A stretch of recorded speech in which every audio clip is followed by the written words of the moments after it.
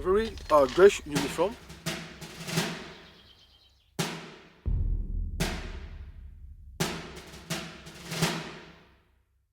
The Maisy Battery, located near Maisy in Normandy, France. It's only a few miles from Pointe du Hoc. It was an extremely potent, well-armed fortress. It has 6 155 howitzers and 4 105 guns, a lot of anti-aircraft and even 88s. And Maisy was noted on the Allied pre-invasion maps. It was constructed low to the ground, extremely well camouflaged, but it was known before D-Day. It was well known that it was a danger to the D-Day beaches as well, which proved well-founded concerns, for 3 days after the invasion, Maisy was still shelling Omaha and Utah beaches, and shooting down Allied planes as well. It was only taken after a dedicated ground assault and over a 5-hour intense ground combat. Now, remember, 2 days before June 6th, 1,000 ground troops from the Luftwaffe had just arrived here as well. But after World War II ended, so did all mentions of Maisy. It literally disappeared from history, and from Earth as well. It was physically covered up. Here's a Google image from 2004. There is nothing here. And it remained hidden until historian Gary Stern found it and began excavating it, something he's still doing. He also began having the documents released. With that, more questions were raised. Like, why was this battery allowed to shell the beaches for 3 days? And why did the Rangers not take it, or at least try to take it, after Pointe du Hoc? And could they have taken it if had been ordered to do so, or were they too committed with the German counter-assaults? Or were they ordered to do so at all? Or were they ordered to hold the road they took up? Was there a cover-up of events, and if so, why? We will talk to Gary about this in a moment, but first let's take a look at the battery. Maisy Battery was designed as the coastal artillery strongpoint, like the others we visited, but larger and seemingly better armed. The battery itself comprised of 3 connected sites, designated by the Germans as WN-83, with 6 55mm French GPF howitzers housed in open emplacements and later partially enclosed in casemates, them we cannot find today. Then Widerstandsnest 84 with 4 105mm guns, like the Czech or French origin, also in open emplacements.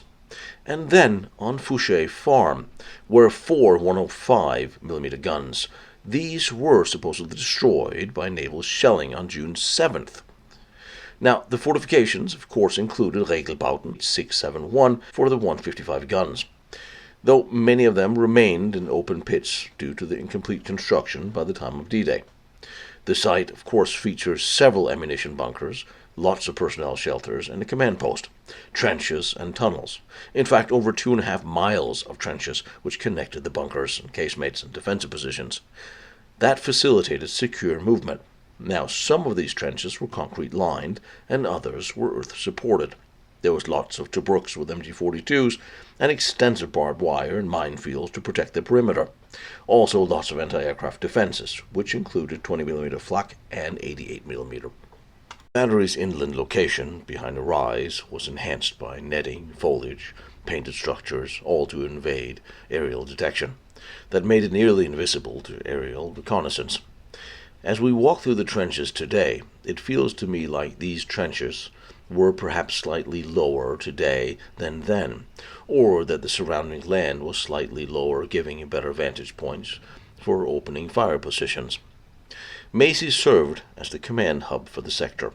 Housing is safe, with 4.2 million French francs, equivalent to $2 million today. That was for the Germans' payroll. These were supposedly discovered by the Rangers during the capture, that's what we're told, but none of that money has ever been found. I resolve to not have an opinion yet, but leave it all to you to look through the hundreds of pages of documents which has been released and compiled by Gary, who published 3 books on the matter. I have in fact never in my life seen a case as well documented as this one. Just saying. The construction began in early 1942 by the Tour Organization. The site was selected for its inland position, shielded from direct sea observation. On Light Point de Hock's exposed cliffs, initial work focused on clearing the 44-hectare site, digging trenches, laying foundations for the gun emplacements. By 1943, Widerstandsnest 83 saw the construction of the H671 casemates for some of the 155 howitzers, though only 2 were completed by the time of D-Day. Widerstandsnest 84 and the Fouché farm relied on open emplacements due to construction delays. In the command center, there was of course a radio room and the safe for the payroll. There was lots of barbed wire and minefields, which was later expanded to encircle all 3 sites, unifying them into one single fortified complex. By 1944, construction was still incomplete due to the Allied air raids and material shortage. Only 2 casemates had been fully operational by the time, with most guns still in the open, like this one, which was caught in the open during a low-altitude overflight by Allied aircraft. On June 4th, 1944, a full flak battalion and ground troops under Colonel Kistowski reported 1,000 ground troops. They arrived to reinforce the battery's defenses, likely in response to heightening Allied activity, so somebody was paying attention. Allied bombing intensified from April 44, targeting suspected positions, and on June 5-6, heavy air and naval bombardment caused minor damage but left the battery operational, thanks to its robust fortifications and again the camouflage.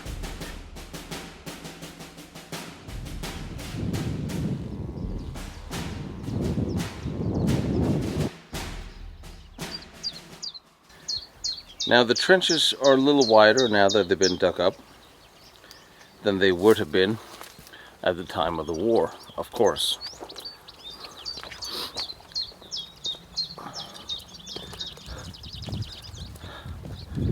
And of course any fortress needs a water reservoir with a water pump, especially given the amount of people that was stationed here. One thing I do enjoy going through this place is specifically that it is left the way it was found. It was covered up and it was found. Nothing has been restored, no fake artifacts have been put in place. It is simply a walk back in time.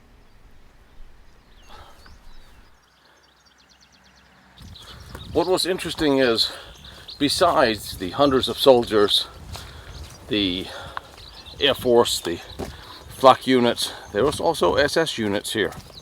There were SS men fighting in Normandy during the D-Day invasions and the days after. It's long been claimed that there were no SS here, but there actually was. And there's also a lot of Czechs, Polish, Ukrainian soldiers that were here. To me, it's just amazing that so many years after the battle was over, you're still able to dig up an entire fighting position just that had been lost to history. And yet here it is, in the midst of a lot of growth. So good on Dan for actually discovering this place and bringing its history back to life. And along the trenches are the ammunition storage leading up to the gun platforms.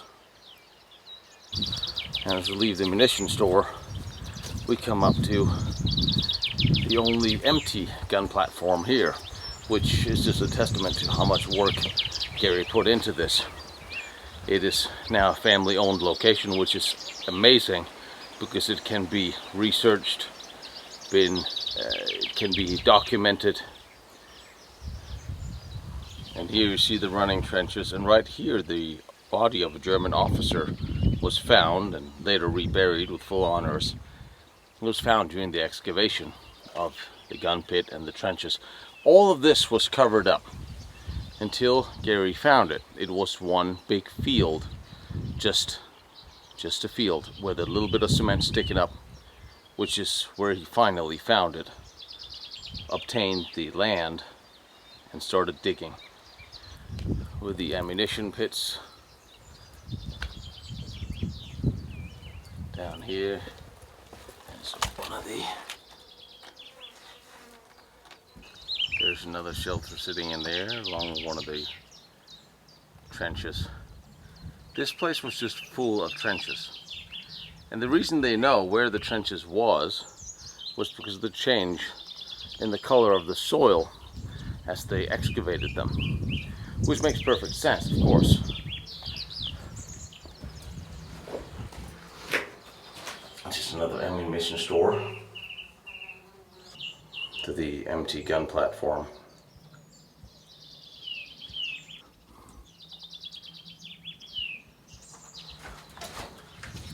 There's a lot of Tobruks, both standing independently and attached to the bunkers.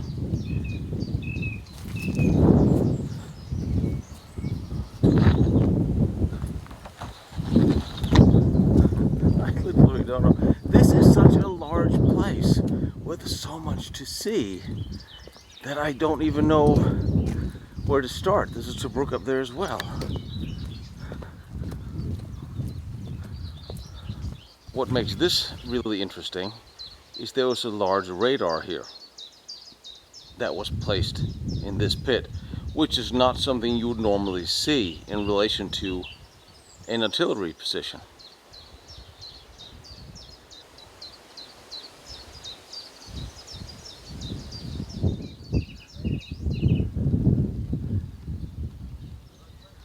And here's one of the crew bunkers with a Tobruk on the side, and this was shot up, and the gunner of the Tobruk was killed here by an American armored car with a 105, and you clearly see how this would hit several times till the gunner of the Tobruk with the MG was killed.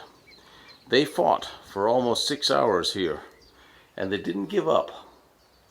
There's one story of how an SS officer shot 2 German soldiers, probably Polish, less than volunteers, were shot for trying to surrender.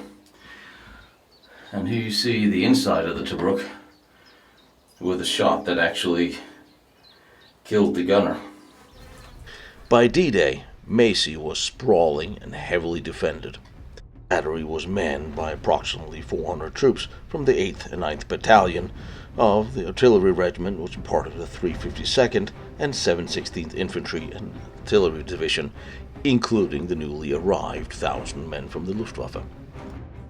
Elements from the 352nd and 716th Infantry Division provided ground defense, manning the machine guns and Tobruks. Flak Regiment No. 1, with 12 88s and 20mm flak guns, protected for air attacks. That is a sizable number. Remember, not even at Point de Hoc was there a single 88. On June 6th, Maisy's guns fired on Omaha Beach and Utah Beach, as reported by the 29th Infantry Division's D3 Journal. The 155 howitzers with a range of almost 12 kilometers could reach Omaha as well. The guns at Fouché's farm, the 150, they were destroyed by the USS Schutzbrick on June 7th, reducing the battery's firepower by a third. On June 8th, General Omar Bradley ordered Colonel James Rudder, commander of the 2nd and 5th Ranger Battalions, to capture Maisy. Rudder, who was wounded from Point de Hoc, deemed the 2nd Battalion combat inefficient. He assigned the 5th Ranger Battalion companies A, B, and C to lead the assault. They were supported by 2 half-tracks from the 2nd. On June 9th, the assault began with naval and artillery bombardment from the 58th Armored Field Artillery Battalion. The 5th Ranger, joined by elements of the 116th Infantry Regiment from the 29th, attacked the 44-hectare site. This battle lasted 5 hours, marked by intense fighting due to the complex trench network. This caused disorientation and friendly fire incidents as well. And remember, there were far more trenches and firing points than we can see now. The German defenders, including the Luftwaffe troops, all initially resisted and fought hard, but eventually, as the Rangers broke into the complex, aided by the fire from the half-tracks, it also appeared that here were SS officers on the location as well during the battle. Of course, the outcome we knew. The Rangers eventually captured Maisy, taking 130 to 150 German prisoners. That is leaving almost 1,200 Germans to have retreated to fight another day, with about 75 killed. U.S. casualties was approximately 18 killed or wounded. The battery's guns were either destroyed or disabled. And if you don't mind me saying so, the U.S. casualties seems very low to me, given such a long battle.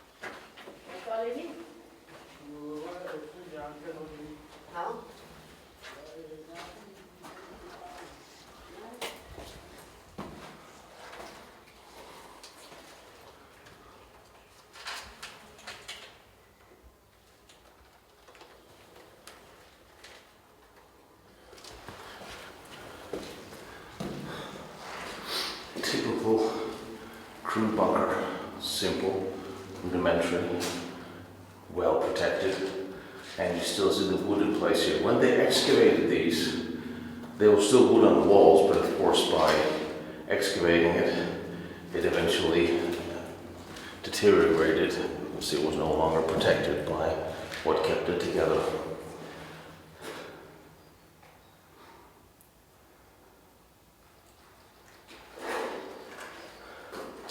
See the wooden dowels on the walls that would have, you put wooden siding inside here for insulation, for the echo, for general comfort. And of course in the winter it would be cold. You are also by the ocean, let's not forget. And here would have been the bunker oven that would have sat here, that was of course lost. And you just walk these trenches. This is really, really large. It's incredibly impressive how he put so much time and effort into clearing this for the sake of history. And in a small way, he sort of did rewrite a small part of history of D-Day, of the battle, of the reasoning, why things were done the way they were done. And it doesn't change the outcome of the war, of the battle, but it must be remembered for the sake of historical accuracy. And you see ammunition shelters. The trenches were all lined with wood, and therefore when they were backfilled in the years after the war, it was fairly easy to distinguish where the original trench floor was. Of course, so people can walk through and actually see it, he opened it up a little bit more as one would. So you're looking at a row of munition stores, because down here you get to the next gun. And incidentally, the field hospital, which is another thing that was surprising at this location, is that there actually was a field hospital. Usually you wouldn't have field hospitals. You wouldn't have a field hospital in a system like this. And yet here it is. Can't go in there right now because the sides are somewhat collapsing. But there are several operating theaters in here that one day hopefully they'll get cleaned and we can get a little closer look at those.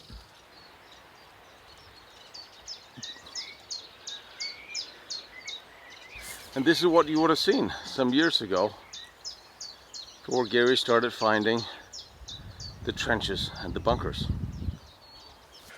Of course, opening this up, telling the full story of what was here and why and how, that opened up a completely different can of worms. My name's Gary Stern. I'm the owner of the Maisy battery in Normandy. It's a large German artillery position, headquarters, hospital, radar buildings, etc. And it's located near Omaha Beach, behind Omaha sector, along the coast. And a number of years ago I've been asked many times how I found the place and uncovered it when it sort of didn't exist historically and people weren't writing about it and it wasn't in any books and it wasn't on the internet. And I came across a map in some trousers. I went to a show in Louisville, Kentucky, a military show, and under the table in one of the shows was a guy's kit and equipment in a cardboard box. So I asked the guy how much it was. I bought the box and brought it home, and when I brought it home I found that there was a paper map in the pocket of one of the trousers, and I looked at the area. It's an area of France I thought I knew quite well along the coast. And I thought, well, there's nothing there, you know, this is just fields, and it's just I don't know what's marked on the map, because it was marked with little cross hatches and it said area of high resistance, and that it's not a descriptive term really, it's a nondescript term. It doesn't mean anything in particular. So I decided to come down the road one time when I was over here, and I could see all these fields with the rough ground and tall grass and stuff, and I decided to walk across the field. And at one point I came into a square of about 20 yards square of concrete, and I thought, oh okay, this is the floor of a building that's obviously been destroyed during a battle, or maybe the Navy blew it up, or the Air Force bombed it or something. And I thought, well, okay, it's interesting, you know, it's a piece of concrete, it's the floor of a building, that's that. I turned around to go back to the car, and I tripped up over a chimney pot. And then I realised, well, okay, maybe the building's beneath me. So I went home and came back with a shovel and went round the edge of the concrete until I found an area where water had been going into the ground, and I enlarged the space a little bit and crawled inside, and I found I was in an ammunition tunnel, and the ammunition tunnel was 30 or 40 yards long, and there was a couple of rooms for ammunition on one side and a fuse room on the other side, and the roof was really deep, so it was bomb-proof. So I thought, okay, why did the Germans build a bomb-proof tunnel for ammunition in the middle of nowhere? So a mile from the sea. So I started investigating, and over time I found a bit more concrete here, a bit more concrete there, and all sorts of other things. And on one occasion I found the centre spine for a field gun. And then, okay, I've found Tobruks, I've found for machine guns, I've found all these other objects, and then I've found an ammunition store and a centre mount for a spine for a gun. So I contacted a lot of serious organisations in the States, in England, the Mayor's office here, historians. I was reading books about the area. The Atlantic War books had nothing in this area. So over a period of time I managed to be able to buy the land, and decided that, well, if nothing else, it'd be cool to dig the place up. So I started digging. After about 2 or 3 months, I was approached by a reporter from a major French newspaper, and he said, oh, I believe you found something interesting, because what was happening was every 50 metres, every 50 yards down a track or down a trench, we were following the existing trenches. We could see where the trenches had been filled in, and there was wood in the bottom of them. So we'd follow the trenches. Every 50 metres, clunk, we'd hit another building or another piece of concrete. So we'd dig that out, we'd shovel the soil out from inside it, we found something else and something else. So we'd done about 2 miles of trenches, and this reporter approached me and he said, can I come and see what you've done? So I said, fine. He came to me the next day. The next day after that, he put me on the front page of the French newspapers, and then the day after that, the whole world descended on me. So every newspaper around the world came to see me and came to film what had been done. So you get some ludicrous newspapers who say, you know, English historian finds secret German love nest, or you get something else that will say, well, it's very interesting, but it's not historically interesting because nothing happened here, and so on. So we've got all these conflicting views from experts and people who've written lots of books about the subject, who clearly had not found this place before. So the most interesting thing was, a few weeks later I got a phone call from a communication from a gentleman called Jack Burke, and Jack Burke, it turns out, was a combat medic with A Company of the 5th Rangers on D-Day, and he'd landed on Omaha Beach, as you would see in Saving Private Ryan. He got off the beach, he was involved in the relief of Pointe du Hoc, and he told me that this was one of the biggest battles that the Rangers did in Normandy, here, and he remembered it perfectly. So within a couple of weeks, him and his wife were on a plane out here. We walked the terrain. He told me all about the battle. He then gave me the number of a number of other guys who'd fought here. So he'd say, ring this guy, ring this guy, ring this guy. So over a period of time, I was able to write a book which became a bestseller in the States, a small paperback of their accounts of really telling the extra part of the Rangers story in Normandy, which hadn't been told before. And over time, it's just expanded. In 2016, I found out that the US Archives had released all their D-Day paperwork for the first time after the 60-year top secrecy rule plus a few years had elapsed.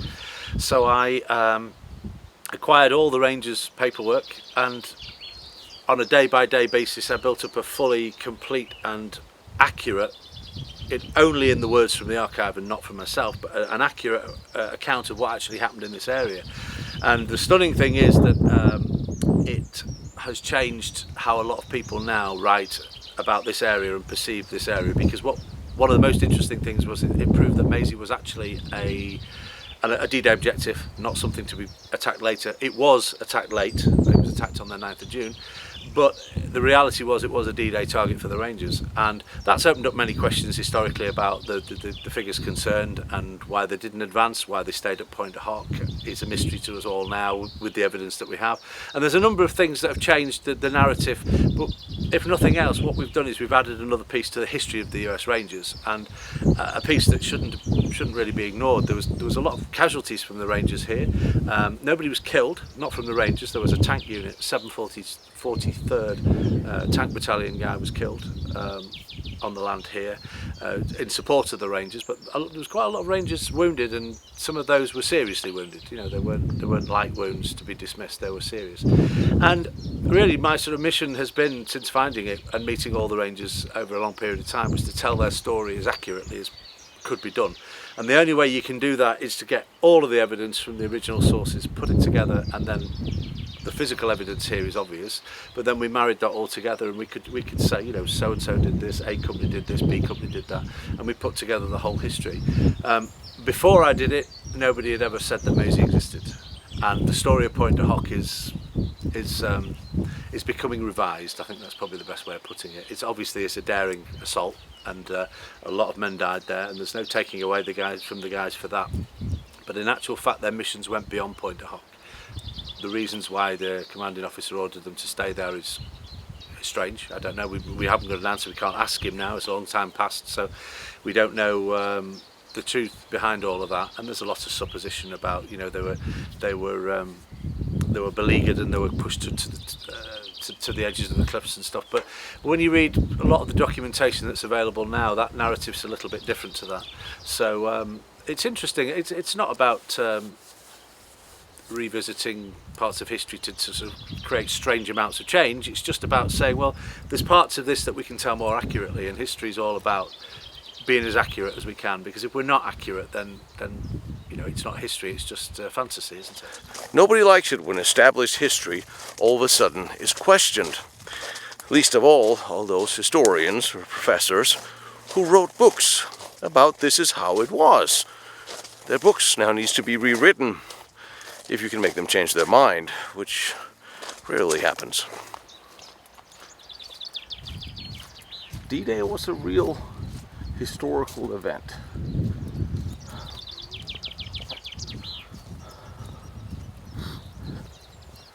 Munition store. You actually get lost here. And here we have one of the guns. The ammunition stores. Where else would you put it than exactly where it is supposed to be? And these were shelling the D-Day beaches for 3 days until finally the Rangers moved up.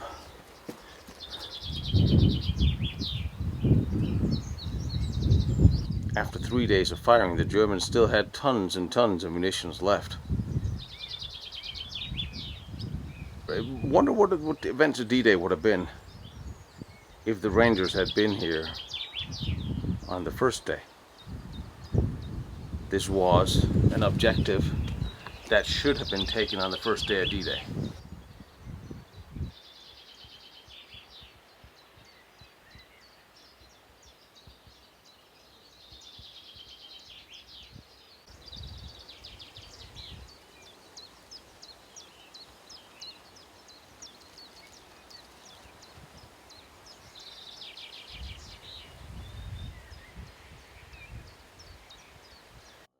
Macy's shelling of Omaha and Utah beaches from June 6th to 8th, that did disrupt Allied operations, particularly on Omaha's western sector. One could say that given the armament here, the capture and destruction of this place would have been far more important than that of Pointe du Hoc. And the battery's burial by U.S. forces post-war, erasing it from the landscape, that fueled speculations about a cover-up to hide the strategic errors made. Stern explains that declassified U.S. Army orders from March 26, 1944, directed the 2nd Ranger Battalion to capture Pointe du Hoc, then advance and capture Maisy to neutralize their batteries. He argues that Colonel Rudder disobeyed these orders by remaining at Pointe du Hoc in order to hold the Veville-Grandchamp highway, allowing Macy's guns to fire for 3 days. No orders to hold the highway have been found in the U.S. archives. The evidence for this, Stern cites, is the intelligence dossier, the RAF reconnaissance photos, and the 1st Infantry Division's orders naming Maisy as a Ranger target. Allied codes 516, 16A for Les Perroux, Le Maritier, and Fouché Farm. Major Cleveland Life, a Ranger officer, namely objected to the Pointe du Hoc mission, believing Maisy was the real threat, but he was removed before D-Day. In analyzing this, the orders to capture Maisy exists, but their priority is unclear. Rudder's decision to hold Pointe du Hoc may simply reflect battlefield realities. For instance, the heavy German counterattacks for 3 days, and having 77 Rangers killed and 152 wounded men.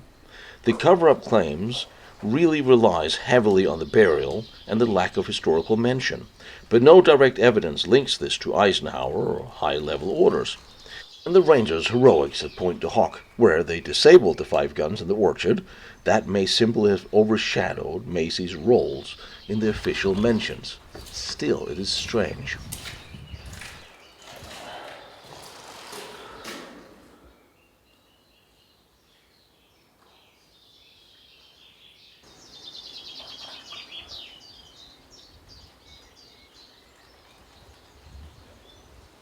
And of course, connected to the ammunition bunker is a small brook. Close defensive point. Fire over the fields.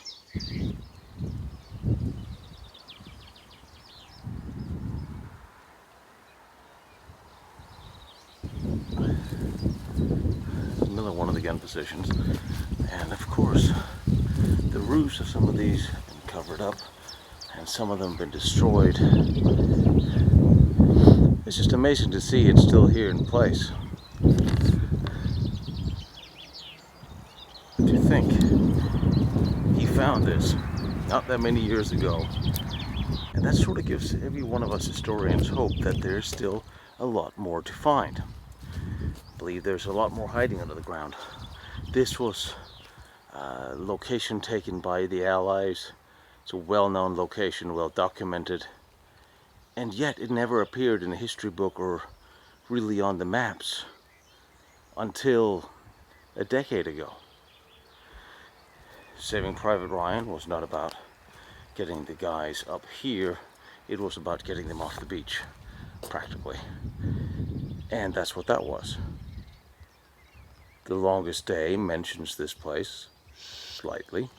So it did exist in memory and knowledge, but it was never really given the credit for the damage and carnage it caused on the D-Day beaches. Or it was never questioned why it was not taken out of commission sooner, as it most likely should have been.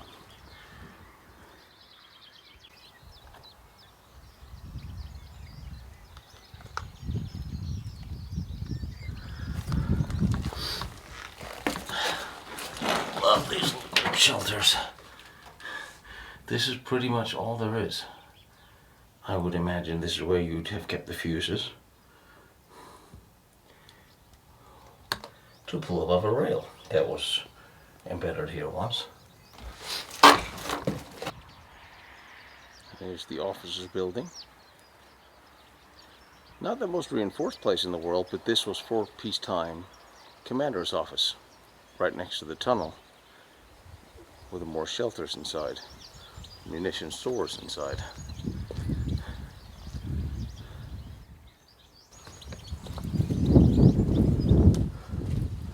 More tunnels. This is a real defensive position. This is a real place. This is not just fun and games. This was really built to defend and to fight from. This was a fighting position.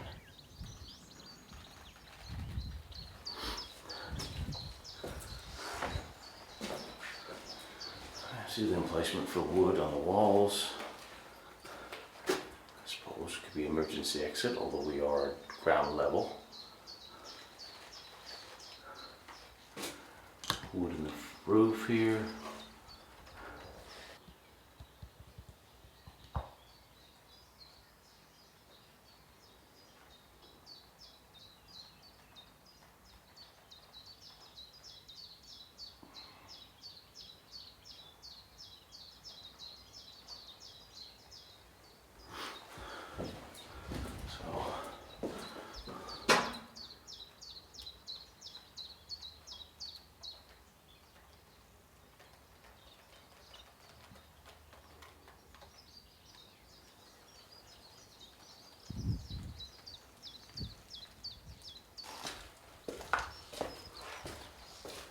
This is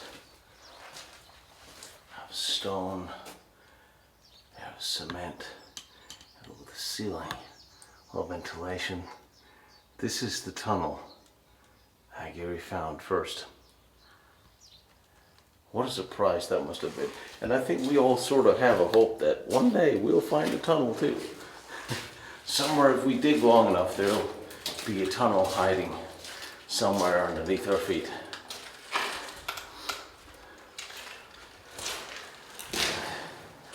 I think that's every historian's dream. Every historian's dream is to find that underground hidden location that hasn't been seen since the time of whatever conflict created it.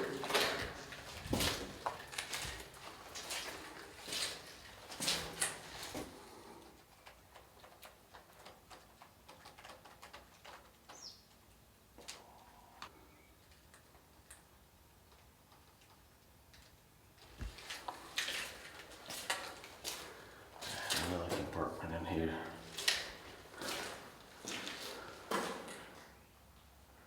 Ammo shelter. Get out on the other side.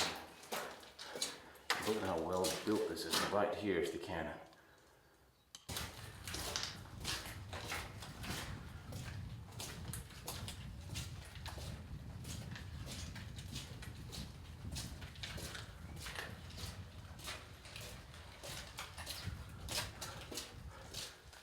Here's the commander's office.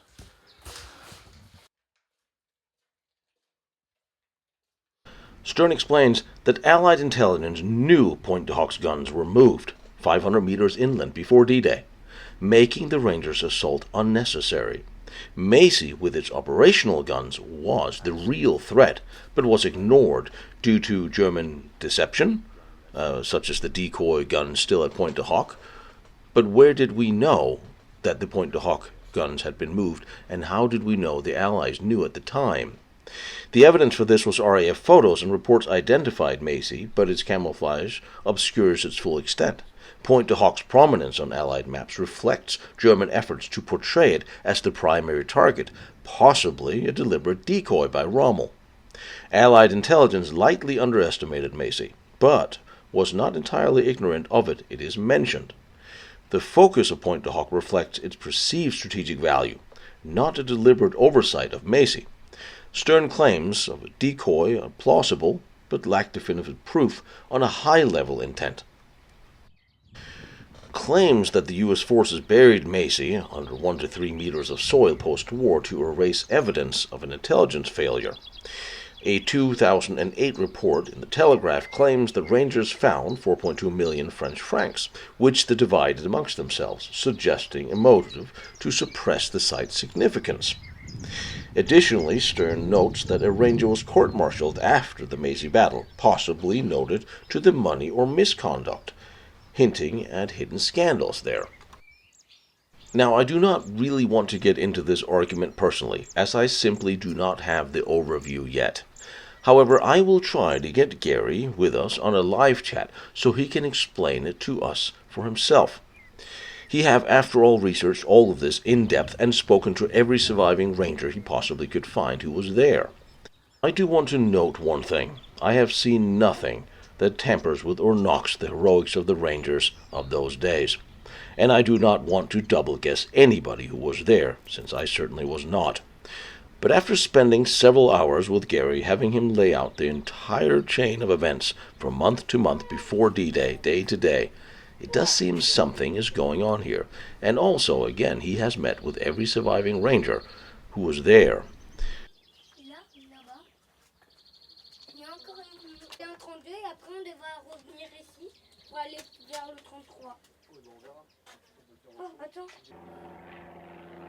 Seems appropriate as being overflown by period aircraft.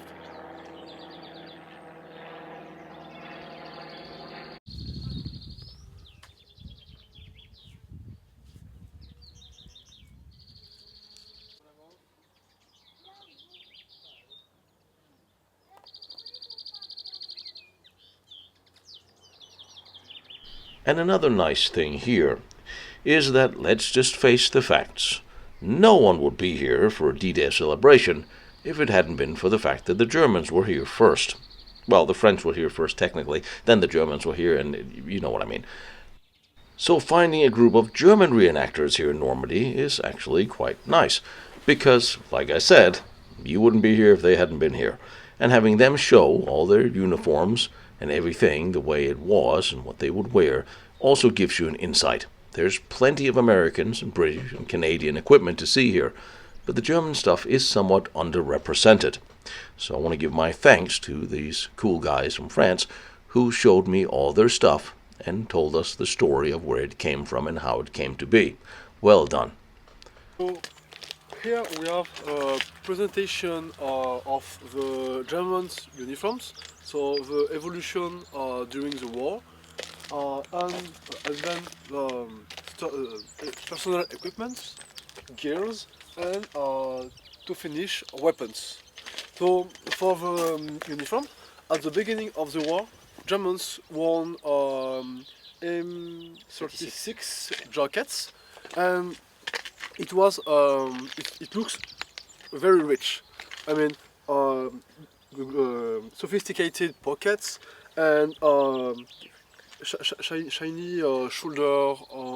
Embroidery, shoulder boards. Yeah. A very great uniform. In 1940, we have the M40 jackets, and we still have sophisticated pockets, and for the shoulder is sober. And in 1943, Germany had not much money, so they simplified the jackets, and even for particularly the pockets. And in 1944, we have the M44 jackets, and we just cut the bottom of the jackets. And this jacket is took inspiration from the English battle dress. So that was standard with a short jacket. Yes, at the end of the war, yes, because for economy, even for shoes.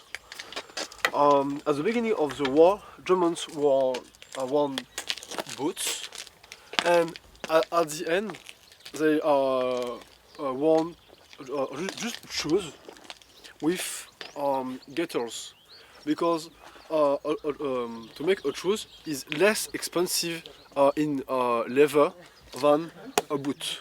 Yeah. And here we have some nails, and the purpose of the nails was to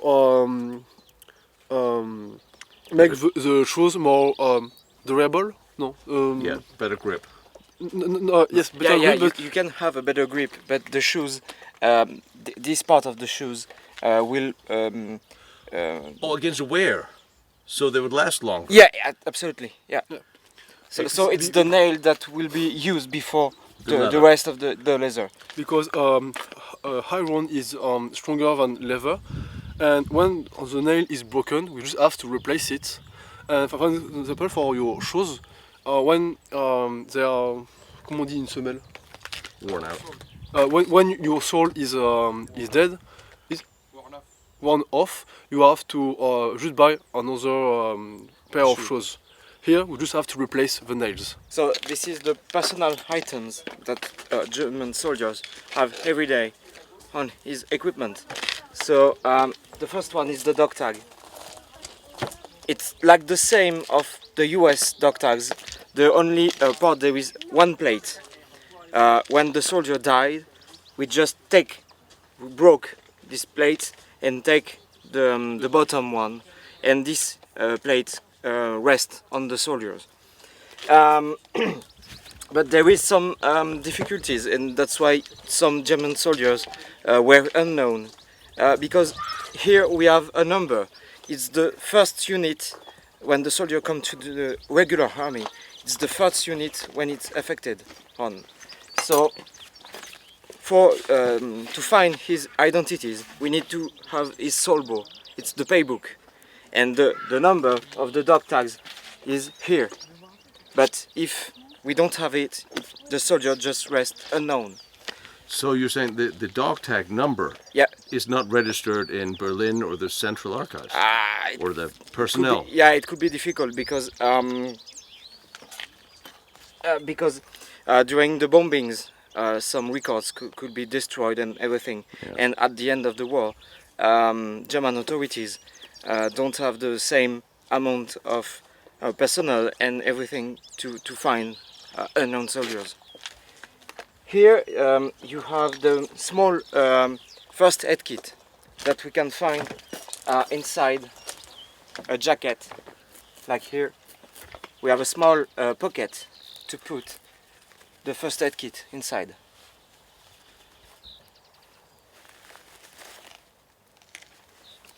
So after we have razor and where is it? And razor blades, cigarette paper. Yeah. So all these things, were that soldiers, would they get them themselves, or was that issued? Some parts are issued, like first aid kit, razor, forks and everything, and they come to buy because they are paid for. They come bought some equipment to have a better life in the front line. So you have here the underwear, and this is the swimsuit. Charming. Yeah. A towel, some socks here, the water bottle single, and this is the water bottle. You have a small car inside to drink. Mm-hmm. The hole outside the water bottle is made for thermal exchange, because when you pour it in water, the water inside will be fresh all the day. Here we have the cleaning kit of the rifle with some cotton.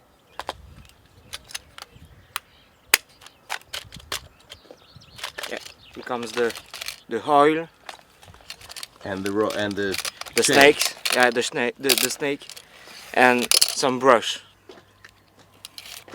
It's funny. Yeah. 50 years after the war, 60, I was issued the G3. Yeah.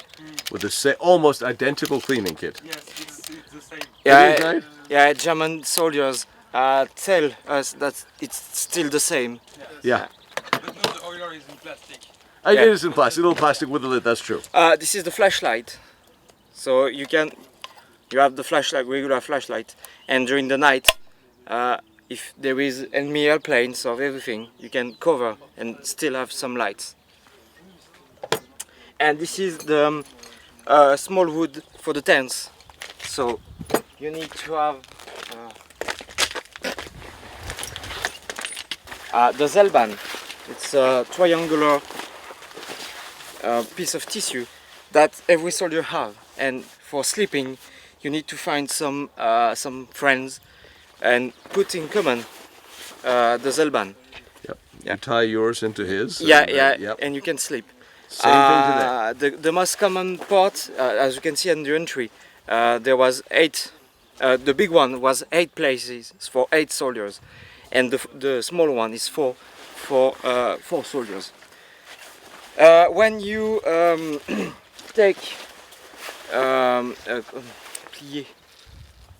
Yeah, when you fold correctly the Zelban, you can make a poncho like this.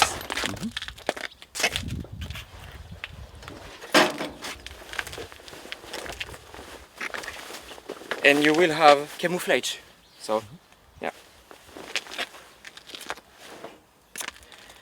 After that, I just forget to talk about backpacks. So the first backpack that we can find at the beginning of the war is the tornister. It's an heritage from World War I with some cow leather, and inside you have all the place to put your equipment. But this is really expensive to produce, so they use the Sturmgepäck.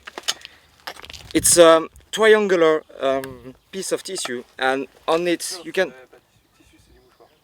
close. You can make on it your Zelban, the mess kit, and the coat. Yeah. So that's the grey coat. Yeah, the great coat. And for longer time of marching or everything, you have the rucksack. This is this part with more clothes, more equipment, more food, etc. And the Sturmgepäck can go on it. So we have 60 rounds into 6 ammo pouch. So you have 2 5-round clips inside every pouch. A US soldier have at least 80 rounds on it. German 60. You will find a shovel, 2 types of shovel. The first one is Folding shovel. yeah, folding shovel. It was invented by the Germans in 1934, and the US forces, when they found this in 1943, developed their own folded.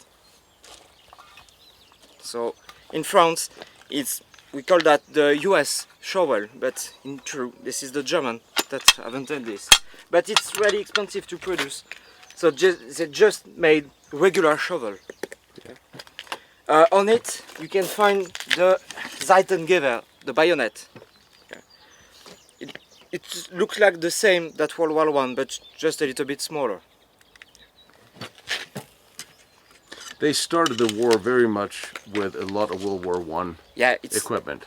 probably the same almost. Yes, like for the US, when you take a look on US troops in 1940 or 1941, they still have some gears from World War I. For an example, the Dove Boys, the M1917 helmets are still the same after the World War I and before the World War II. And then it was replaced by M1 helmet. And something interesting about the bayonets,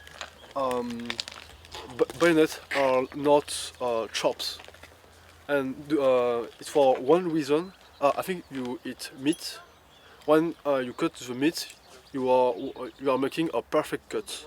But a perfect cut inside the body is very easy to repair. But if it is not chopped, you can scratch the skin and it is harder to repair. Because the purpose behind the bayonet is to kill. And another thing is, do you see this part of the bayonet? As we call the blood groove. Yes, that's it. When the bayonet is inside the body, it favors bloodless, and it is more deadly. And it'll get stuck if there's no groove for the vacuum. Yeah.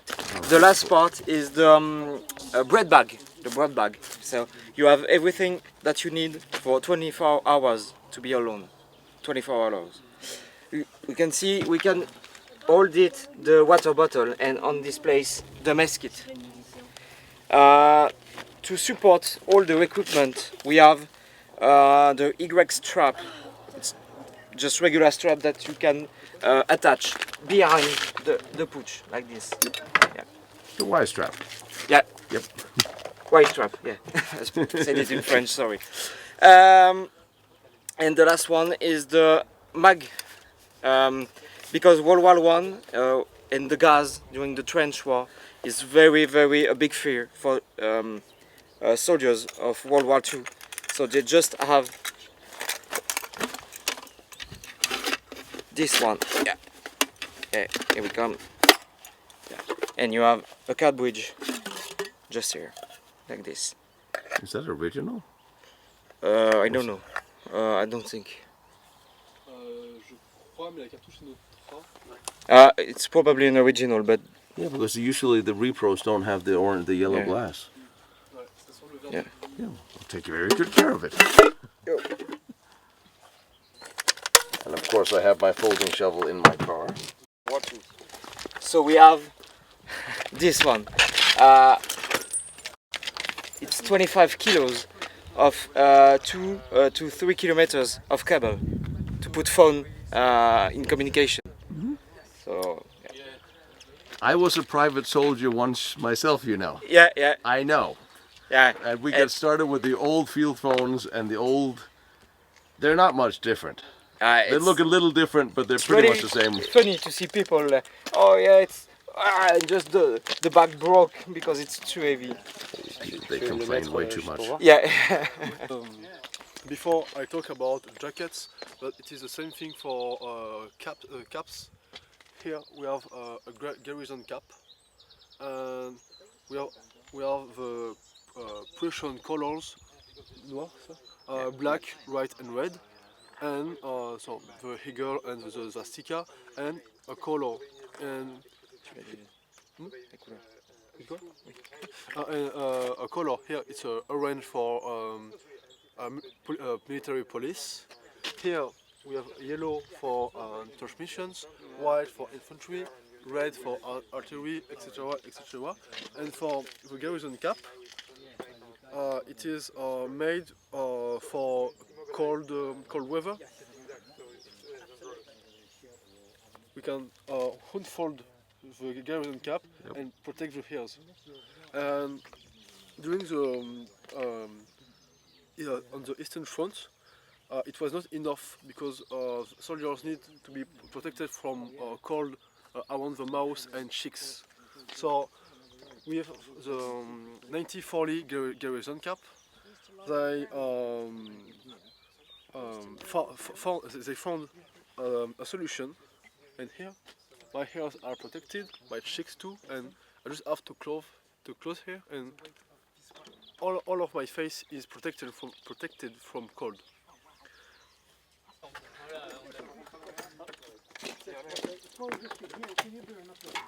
It looks period. It looks period. Now this is what I really enjoy, is to run into military historical reenactors. For every war, every battle, every period, you need people doing living history.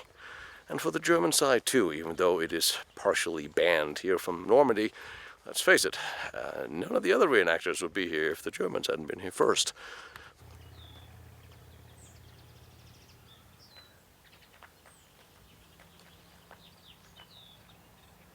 It's just amazing to imagine that all this was covered up and missing from history for so many years, just not here.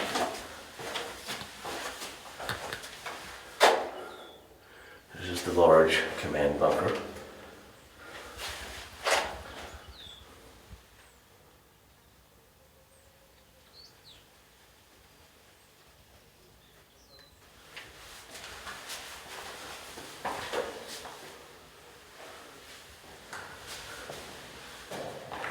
And because it was hidden for so many years, it still has a lot of the original components.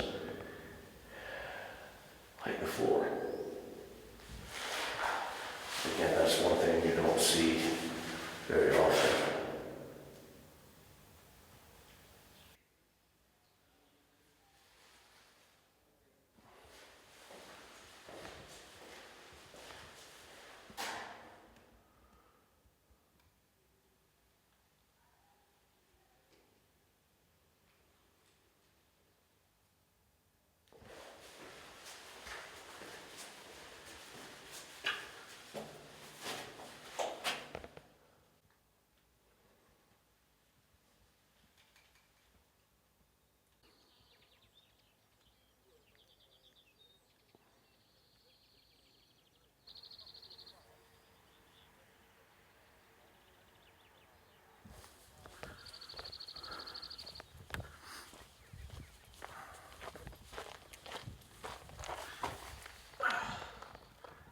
Radio bunker. I don't remember seeing that last time I was here. They're still uncovering bunkers for this position. That there is so much more to see when it comes to World War II, that even fighting positions, not just hidden underground factories, are missing and lost to history. Fighting positions, bunkers, not just factories and strange secret projects. You also have actual fighting bunkers that's been lost.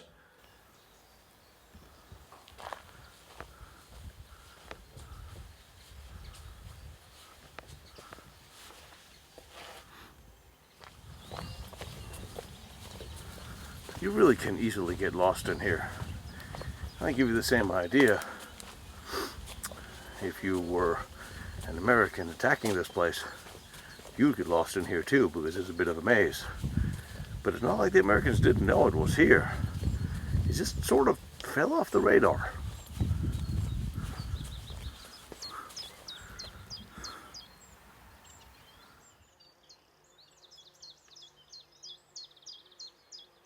So when you look at this, you have to ask yourself, if all this is hiding, or was hiding under here, things like these could be hiding anywhere.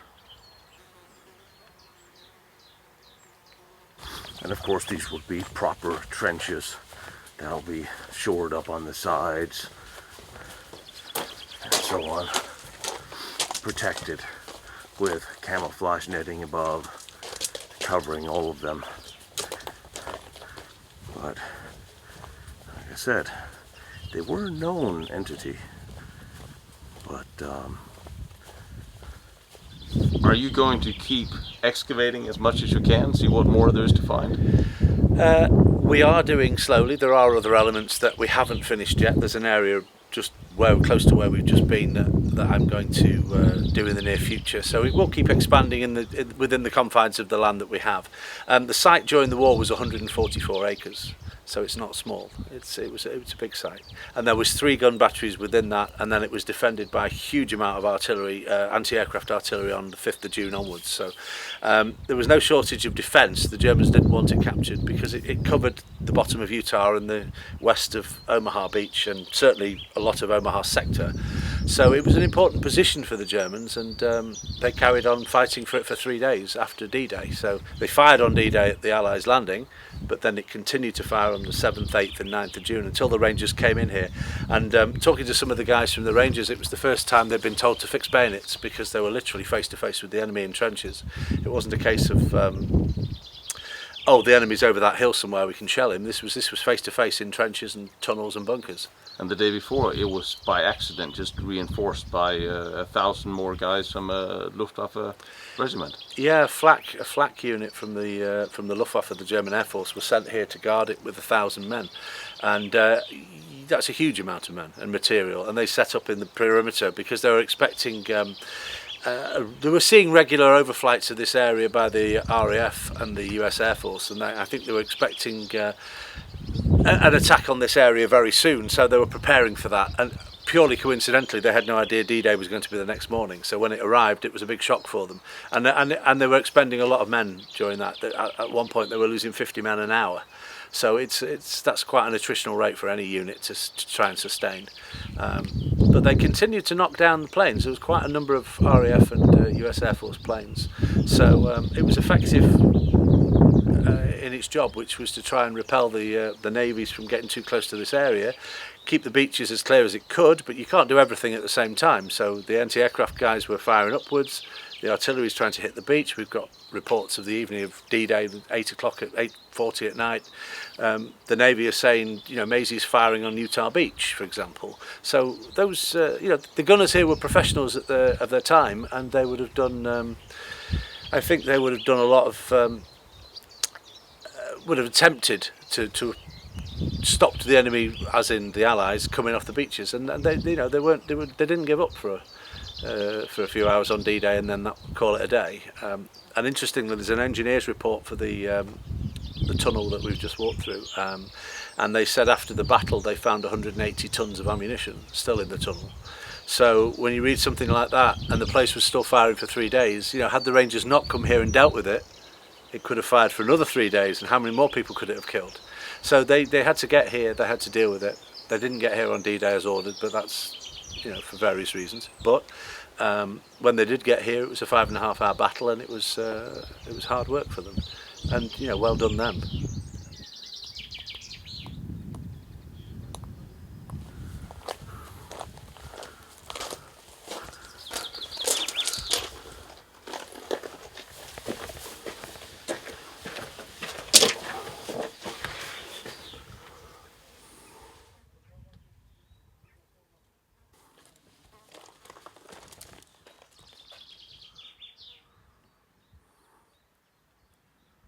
I mean, you can hide things from aerial reconnaissance, but certain things do stand out a bit.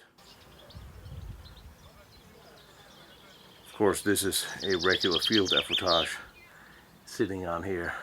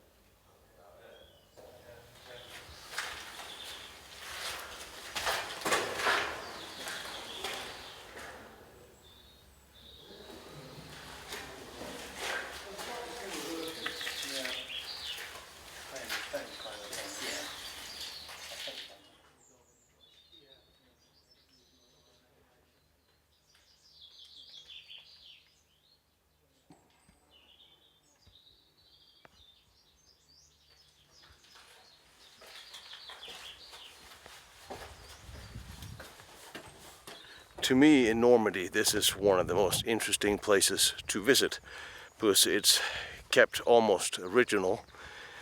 It's not a big, fancy, loud museum, and this gives you a really good idea as to what a German fighting position, combat position here looked like and felt like as you go through it and get lost. Not done with Maisy. By far, we probably will be back and we will have to talk to Gary. But there's many, many more battlefields and fortresses and forts out there for me to show you. So, thank you for D-Day month, and let's move on and see what else was there to see.